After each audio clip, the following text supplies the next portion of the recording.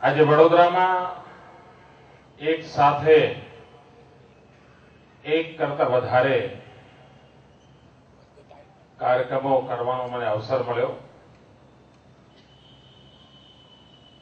વિકાસના કામોની યોજનાની અહીંયા શરૂઆત કરી.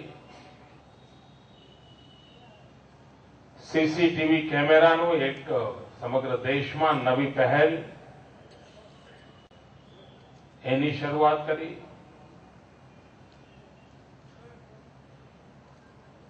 વ્યક્તિગત પ્રયત્નોથી માણસ કેવું કમાલ કરી શકે છે એના નમૂના રહું.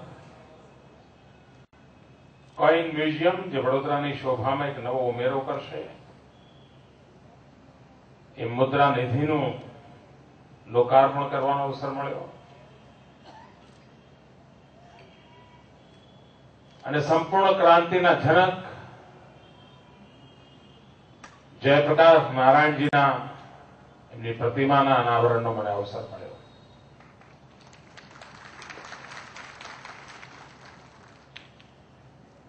હું આજે જયારે આજવામાં આજે કોઈન મ્યુઝિયમમાં જોયું મિત્રો, એક વ્યક્તિની લગ્ન હોય, પરિવારનો સાથ હોય. કપૂર પરિવારે વડોદરાને બહુ મોટું નજરાનું આપ્યું છે.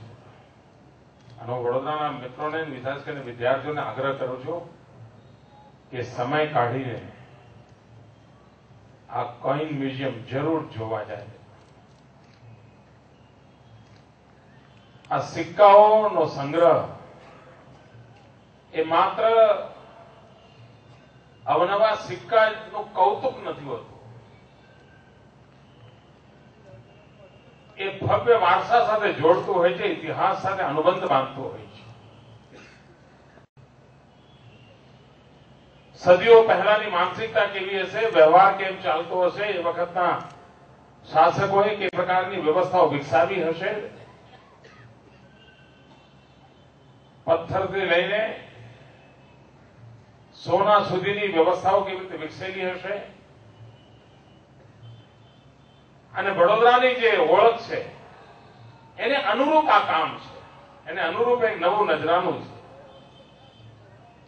હું કપૂર પરિવારને, વડોદરાને આ એક નવી અને શુભ શરૂઆત માટે અભિનંદન આપું છું, શુભકામનાઓ પાઠવું છું. અને અમારા કપૂર પરિવારના મિત્રો મને સમજાવતા હતા કે હિન્દુસ્તાનમાં કોઈન્સનો આટલો મોટો સંગ્રહનું કોઈ મ્યુઝિયમ હોય એવું આ પહેલું મ્યુઝિયમ છે.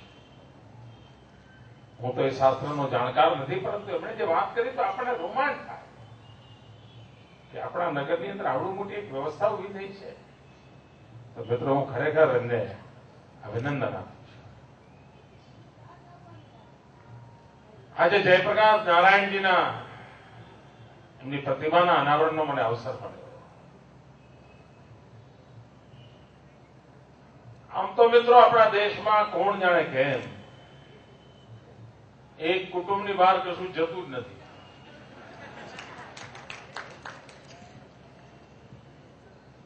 તમે આખા હિન્દુસ્તાનમાં સરદાર સાહેબનું બાવલું શોધવું હોય તો તકલીફ પડે છે. જયપ્રકાશ નારાયણનો વારો જ ક્યાંથી આવે? એવી પરિસ્થિતિ પેદા કરી છે. અને બીજું, આ દેશનું દુર્ભાગ્ય રહ્યું છે આભડછેટ. અને આભડછેટ માત્ર સામાજિક કુરિવાજ પરથી રહી એવું નહીં, સાર્વજનિક જીવનના મનને પણ આ આભડછેટે ગ્રસિત કરી દીધો. અને પરિણામે કોઈ બીજો વિચાર ધરાવનારો માનવી ગમે તેટલું મહાન કામ કર્યું હોય પણ એના સત્કાર્યની નોંધ લેવાનો વિવેક સુધા નથી હોતો. અને હું માનું છું કે કોઈ દેશ અગર જો એની વિરાસતને ટુકડાઓમાં વહેંચી દે, એની વિરાસતનું ગૌરવ ન કરે, તો દેશ ક્યારેય પ્રગતિ ન કરી શકે. હવે હું અને તમે કોણ નક્કી કરનારા કે રાણા પ્રતાપે આવું કરવું જોઈતું હતું, નહોતું કરવું જોઈતું. અરે ભાઈ, રાણા પ્રતાપ હતા, એમના જમાનામાં એમના વિશે જેને જે કહેવું એ કહ્યું હશે, પણ દેશ માટે તો જીવ્યા હતા. આપણને રાણા પ્રતાપ સામે વાંધો શું હોય? એવું બધું જ. હવે જયપ્રકાશ નારાયણ કોઈ આરએસએસ વાળા નહોતા. જયપ્રકાશ નારાયણ કોઈ ભારતીય જનસંઘના કાર્યકર્તા નહોતા. પરંતુ જયપ્રકાશ નારાયણ આ દેશ માટે જીવન ખપાવનાર મહાપુરુષ હતા કે નહીં? એમનું ગૌરવ કોણ કરે? અને તેથી મિત્રો, હિન્દુસ્તાનમાં આજે આભડછેટ જગ્યા લીધી છે. એ આભડછેટ સામે એક વાતાવરણ, અને આભડછેટ તો કેટલી હદે પહોંચી છે મિત્રો, કે કેરળનો કોઈ એમપી, એ બી મુસલમાન એમપી, અને એ પણ કોમ્યુનિસ્ટ પાર્ટીનો એમપી, એણે બિચારા એમ કહ્યું, અબ્દુલ કુટ્ટીએ, કે ભાઈ મોદી સરકાર સારી ચાલે છે. પતિ ગયું સાહેબ, એની પાર્ટીમાંથી કાઢી મૂક્યો. અને એ માણસની બી કમાલ જુઓ, જયારે નોટિસ આપીને એને કહ્યું હું માનું છું, હું વળગી રહીશ, મને કાઢી મૂકો. એ પણ મોટી બાબત છે. કોઈ દિવસ સાર્વજનિક જીવન આવું જોયું છે આપણે?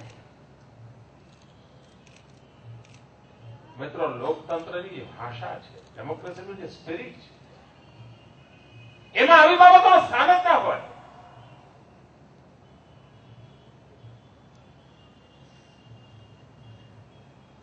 મિત્રો, સમયાંતરે ભારતના વિચારો બદલાતા હોય છે. કોઈ એક જમાનો હતો, જયપ્રકાશ નારાયણજી આરએસએસ જનસંઘની ખુલ્લેઆમ ટીકા કરતા હતા. અને એ જ જયપ્રકાશ નારાયણજી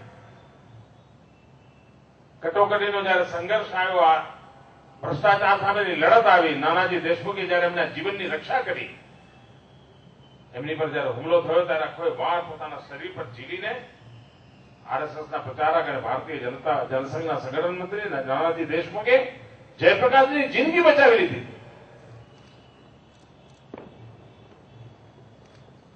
અને એ જયપ્રકાશ નારાયણજીએ દેશમાં જયારે લોકતંત્રનો ખતરો હતો, દેશની લોકતંત્રમાં વિશ્વાસ ધરાવનારી શક્તિઓ એકત્ર આવે એવી પ્રયાસ ચાલતો હતો, અને ત્યારે કેટલાક લોકોને જનસંઘનું નામ આવતા નાકના ટેરવા ચડી જતા હતા. ત્યારે આ જયપ્રકાશ નારાયણની હિંમત હતી કે એમણે ડંકાની ચોટ પર કહ્યું હતું કે જો તમને એમ લાગતું હોય કે જનસંઘ ફાસિસ્ટ છે, તો જયપ્રકાશ નારાયણ પણ ફાસિસ્ટ છે. મિત્રો, આના માટે તાકાત કરે જ જોઈએ. અને એ જયપ્રકાશ નારાયણે બતાવી હતી.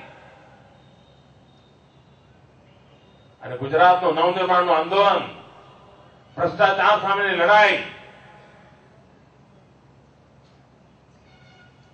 હવે આપણે કેવી રીતે અપેક્ષા કરીએ ભાઈ કે જેમના સામે નવનિર્માણનું આંદોલન ચાલ્યું હોય, જે નવનિર્માણ આંદોલનને જયપ્રકાશ નારાયણે આશીર્વાદ આપ્યા હોય, એ જયપ્રકાશ નારાયણનું અહીંયા પૂતળું મુકાય અને એના